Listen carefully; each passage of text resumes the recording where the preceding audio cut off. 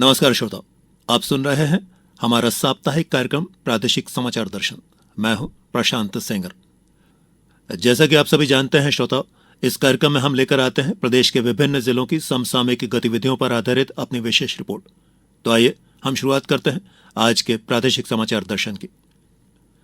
प्रादेशिक समाचार दर्शन के लिए हमारी पहली रिपोर्ट है शाजापुर से। जिले में खाद्य सुरक्षा सुनिश्चित करने के लिए जिला प्रशासन द्वारा विशेष जांच अभियान चलाया जा रहा है। अभियान के तहत होटल संचालकों को स्वच्छता बनाए रखने, खाद्य सामग्री को सुरक्षित रखने और एक्सपायरी तिथि का विशेष ध्यान रखने के निर्देश दिए जा रहे हैं। पेश है शाजापुर से हमारे संवाददाता अजीत पाराशर की ये रिपोर्ट।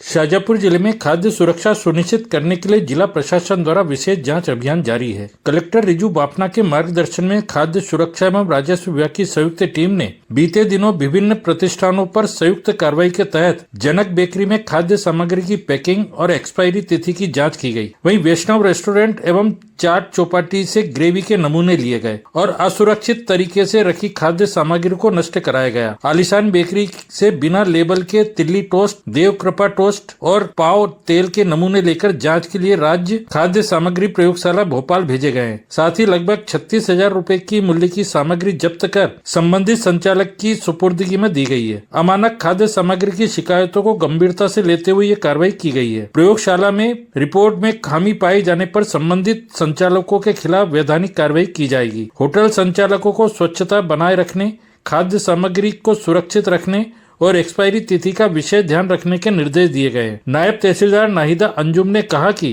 काफी समय से जो हमारी खाद्य विभाग और रेवेन्यू की टीम के द्वारा जितने भी आउटलेट्स हैं खाद्य के, जैसे कि रेस्टोरेंट हैं या फिर होटल्स हैं और जो बेकरीज हैं या फिर जो मैन्युफैक्चरिंग यूनिट्स हैं जहाँ पे टोस्ट या इस तरीके की कोई चीज़ें बन रही हैं, तो उन पे लगातार जो है वो निगरानी रखी जाकर और उन पर जो है वो खाद्य की सैंपलिंग की कार्रवाई की जा रही है। आया गया है कि भविष्य में इस प्रकार की जो है वो एक्सपायरी सामान जो है वो ना रखें और उनको समझाइश दी गई है कि एक्सपायरी सामान खत्म होने से पहले ही वो जो है वो अपने रैक से उनको हटा दें और इस प्रकार की कार्रवाई हमारे द्वारा की गई है और अब भविष्य में भी की जाएगी। प्रादेशिक समाचार दर्शन के लिए शाजापुर से अजीत पाराशर की रिपोर्ट।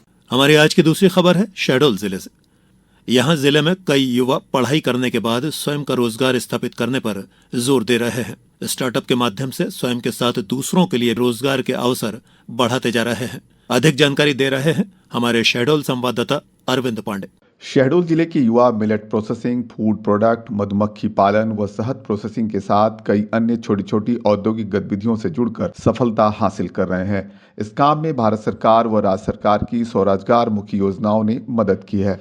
धनपुरी निवासी जयप्रकाश काछी कई सालों से मधुमक्खी पालन के क्षेत्र में काम कर रहे हैं। इससे वह न केवल स्वयं के लिए बल्कि समूह व किसानों को भी रोजगार दे रहे हैं।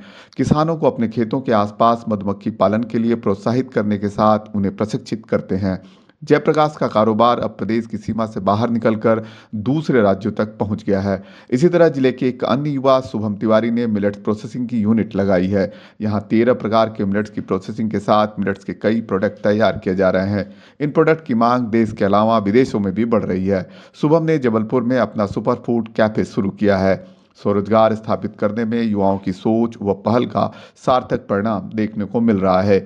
प्रादेशिक समाचार दर्शन के लिए शहडोल से मैं अरविंद पांडे।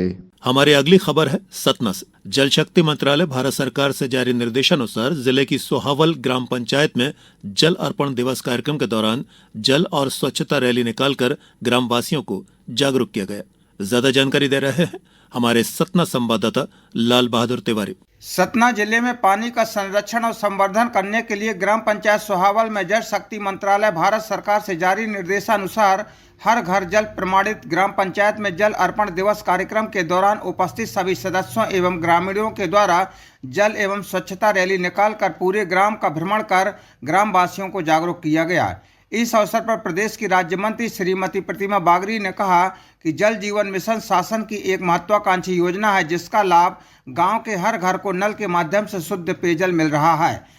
अब हम सबकी जिम्मेवारी है कि पानी को व्यर्थ न बहने दें और पानी भरने के बाद सभी नलों को टोटी लगाकर बंद कर दें ताकि जल का संरक्षण हो सके। कार्यक्रम के दौरान हर घर जल की घोषणा की गई। प्रमाण पत्र ग्राम पंचायत सोहावल के सरपंच को सौंपा गया। पेयजल परीक्षण के लिए FTK का वितरण भी सरपंच और आंगनबाड़ी कार्यकर्ता को किया गया। जल अर्पण कार्यक्रम दिवस में गतिविधियां आयोजित की गईं, जिसमें जल वर्धन, जल वंदना, जल संकल्प, जल श्रृंगार उपस्थित ग्रामीणों की सहभागिता के साथ भी आयोजित किए गई। प्रादेशिक समाचार दर्शन के लिए सतना से मैं लाल बहादुर तिवारी। प्रादेशिक समाचार के लिए हमारी अगली खबर है रायसेन से। यहाँ केंद्र सरकार की अमृत 2.0 योजना के अंतर्गत नगरपालिका रायसेन ने 45 महिलाओं को 12 समूहों में अमृत मित्र के रूप में संगठित कर महिला सशक्तिकरण की मिसाल पेश की है। ये अमृत महिलाएं शहर के प्रत्येक वार्ड और घर घर जाकर पेयजल की गुणवत्ता की बारीकी से जांच कर रही है। पेश है हमारे रायसेन संवाददाता विनीत माहेश्वरी की ये रिपोर्ट।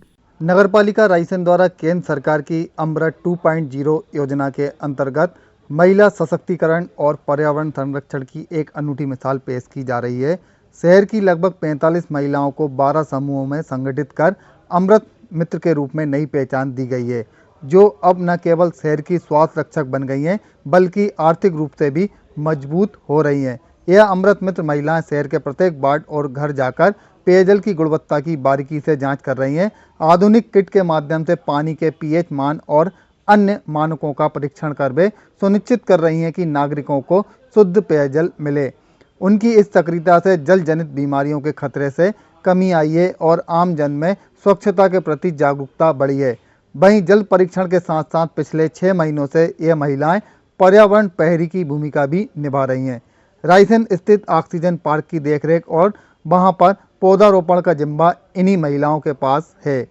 उनके समर्पण का ही परिणाम है कि पार्क की हरियाली खिल उठी है। महिलाओं ने बताया कि अमृत मित्र बनकर हम न केवल समाज की सेवा कर रहे हैं, बल्कि इस कार्य में हमें सम्मानजनक आय भी प्राप्त हो रही है, जिससे हमारे परिवार की आर्थिक स्थिति में सुधार आया है। अमृत मित्र की इस पहल ने साबित कर दिया है कि यदि महिलाओं को अवसर और प्रशिक्षण मिले तो वे जल, जंगल और जीवन को सुरक्षित करने में सबसे बड़ी भूमिका निभा सकती हैं। रायसेन नगर पालिका CMO सुरेखा जाटव ने बताया कि शासन से संचालित अमृत मित्र जो हमारी स्कीम है, उसके तहत नगर पालिका रायसेन में हमारी लगभग 12 SHG समूह महिलाओं को, जिनमें 45 महिलाएं हैं, उनसे हमने अलग अलग कार्यों के लिए उनको लगा रखा है। जिसमें हमारा ये 3R पार्क है जिसमें हम खड़े हैं, इसका मेंटेनेंस, साफ़ सफाई और पौधों का रख रखाव से लेकर हर तरह की जिम्मेदारी वो निभा रही हैं, जिसके कारण ये बहुत अच्छे से मेंटेन है। इसी के साथ जो हमारी वाटर टेस्टिंग किट आई हैं, जिसमें पेयजल का जो परीक्षण करना है, उसमें ये घर घर जाकर सुबह परीक्षण करती हैं, जिसमें हमारा हर वार्ड कवर है। और ये प्रतिदिन टेस्टिंग किट जो दी गई है उसको अलग अलग घरों से कलेक्ट करते हैं। इसी के साथ हमने एक और नया हमारा अमृत पार्क जो बनाया गया वार्ड नंबर 18, उसका भी मेंटेनेंस का कार्य दे चुके हैं, जिसमें भी ये बखूबी अच्छा कार्य कर रही हैं, जिससे हमारी सभी महिलाएं सशक्त हो रही हैं। प्रादेशिक समाचार दर्शन के लिए रायसेन से मैं विनीत माहेश्वरी। प्रादेशिक समाचार दर्शन के लिए अब हम चलते हैं सीहोर की तरफ। जिले के अमलाहा स्थित इकार्डा में दलहन उत्पादन एवं उत्पादकता के लिए राष्ट्रीय सम्मेलन का आयोजन किया गया। इस महत्वपूर्ण सम्मेलन में विभिन्न पहलुओं पर गहन विचार विमर्श किया गया। इस बारे में जानकारी दे रहे हैं सीहोर से हमारे संवाददाता प्रदीप सिंह चौहान। सीहोर जिले के अमला स्थित इकार्डा में दलहन उत्पादन एवं उत्पादकता से जुड़े विभिन्न पहलुओं पर गहन विचार विमर्श करने के लिए महत्वपूर्ण राष्ट्रीय सम्मेलन का आयोजन किया गया। सम्मेलन में दलहन क्षेत्र की मूल संवेदना, वर्तमान चुनौती तथा भविष्य की संभावना पर विस्तृत चर्चा की गई। कार्यक्रम में प्रदेश के मुख्यमंत्री डॉक्टर मोहन यादव, केंद्रीय कृषि मंत्री शिवराज सिंह चौहान, केंद्रीय कृषि विकास एवं किसान कल्याण राज्य मंत्री भागीरथ चौधरी, केंद्रीय कृषि एवं किसान कल्याण राज्य मंत्री रामनाथ ठाकुर, उड़ीसा के उप मुख्यमंत्री एवं कृषि मंत्री करकवर्धन सिंह देव, मध्य प्रदेश के कृषि मंत्री अंजुम कंसाना, छत्तीसगढ़ के कृषि मंत्री राम विचार नेता, बिहार के कृषि मंत्री राम कृपाल यादव, गुजरात के कृषि मंत्री रमेश भाई कटारा, उत्तर प्रदेश के कृषि मंत्री सूर्य प्रताप शाही, हरियाणा के कृषि मंत्री श्याम सिंह राणा, केंद्रीय कृषि संयुक्त सचिव संजय कुमार अग्रवाल, राजस्व मंत्री करण सिंह वर्मा, पिछड़ा वर्ग मंत्री श्रीमती कृष्णा गौर, इकार्डा के महानिदेशक अली अबू साबर सहित वरिष्ठ अधिकारीगण, दलहन अनुसंधान जुड़े वैज्ञानिक, सरकारी बीज उत्पादक संस्थाएं, दाल उद्योग संबंधित प्रतिनिधि एवं अन्य सहयोगी एजेंसियां शामिल हुए। सम्मेलन में केंद्रीय कृषि मंत्री श्री चौहान सहित सभी सभी राज्यों के कृषि मंत्रियों ने इकार्डा के खेतों में पहुंचकर उन्नत